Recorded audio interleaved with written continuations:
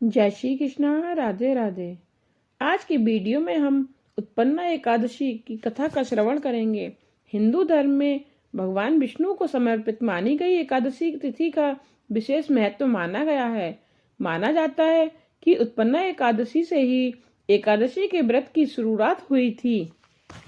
नैमिषारण्य तपोभूमि में 88,000 ऋषि मुनियों के लिए एक सम्मेलन का आयोजन किया गया, जिसमें एकादशी की उत्पत्ति एवं महात्म्य के तथ्य को जानने के लिए सभी ऋषि मुनियों ने श्री सूत जी से निवेदन किया।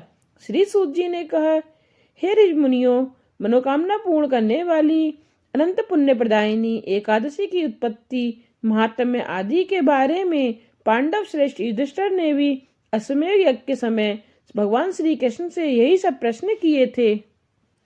युधिष्ठिर ने पूछा, हे भगवान, पुण्यमयी एकादशी कैसे उत्पन्न हुई? इस संसार में क्यों पवित्र मानी गई तथा देवताओं को कैसे प्रिय हुई? इसका महात्म्य और विधि विधान क्या है? इसको करने से क्या पुण्य फल मिलता है?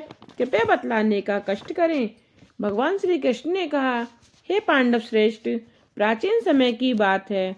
सतयुग में एक महाभयंकर दैत्यराज हुआ था। वह दैत्य मुर नाम से प्रसिद्ध था।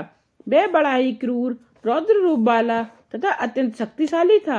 वह सभी देवताओं का घोर शत्रु था। उस भयानक और शक्तिशाली दैत्यराज ने इंद्र, आदित्य, वरुण, वायु, अग्नि आदि देवताओं को पराजित करके उन्हें देवलोक से बाहर निकाल दिया था। देवगण भयभीत होकर पृथ्वी पर विचरण कर रहे थे। तब देवेंद्र सहित सभी देवगण एकत्रित होकर देवाधिदेव महादेव जी के पास शिवधाम पहुंचे। वहां इंद्र ने हाथ जोड़कर शिव जी से प्रार्थना की और अपने दुखों का कारण बताया। इंद्र बोले, हे महादेव, हम सब देवों को मार मार कर मुर नामक बलशाली राक्षस ने देवलोक से निकालकर अपना आधिपत्य जमा लिया है।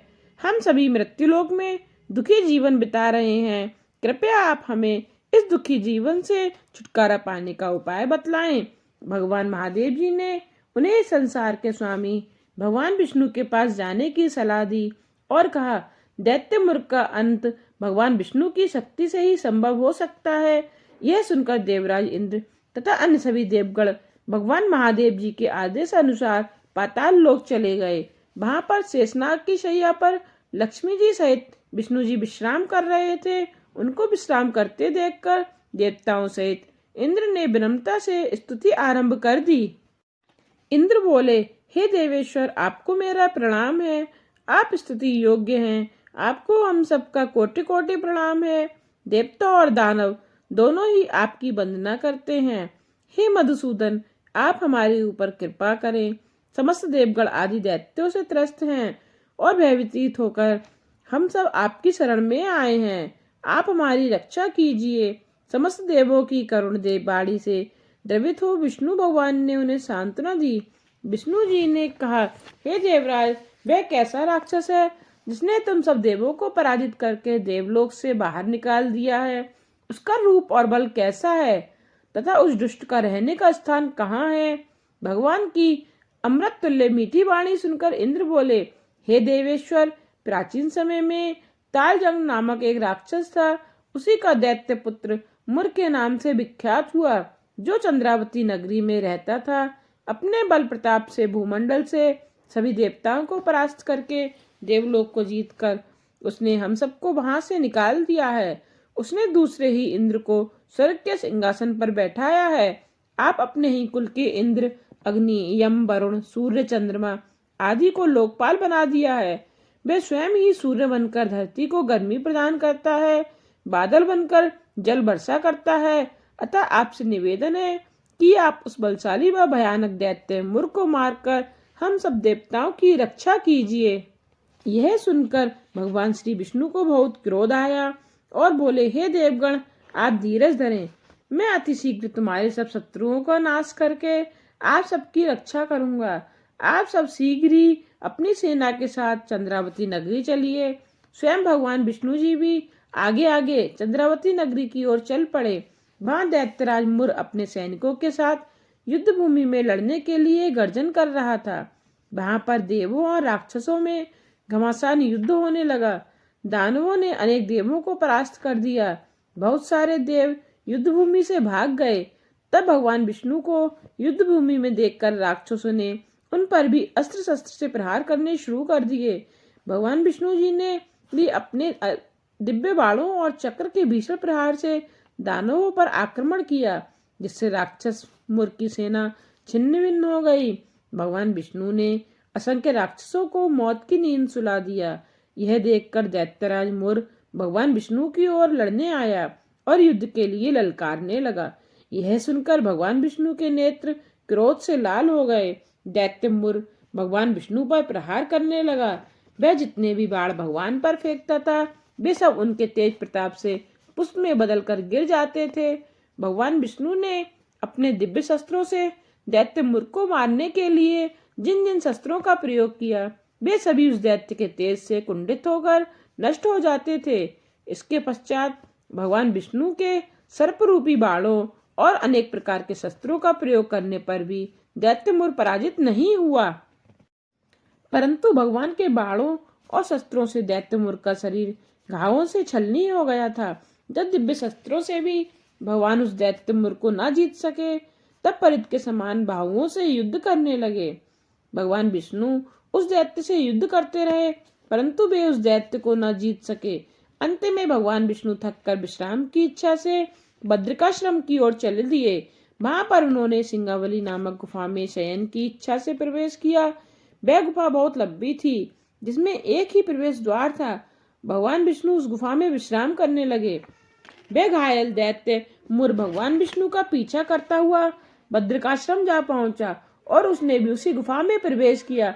भगवान विष्णु को वहां विश्राम करते देख उस दुर्बुद्धि ने विचार किया कि अगर मैंने इस समय अपने चिर शत्रु को मार डाला तो सदैव ही निर्भय होकर त्रिलोक में राज्य करूंगा। इस प्रकार विचार के क्षणों में ही सुप्त अवस्था में भगवान के शरीर के तेज से एक अत्यंत सुंदर तेजस्वी शक्ति संपन्ना कन्या प्रकट हुई, जो दिव्य अस्त्र शस्त्रों को धारण किए हुए थी।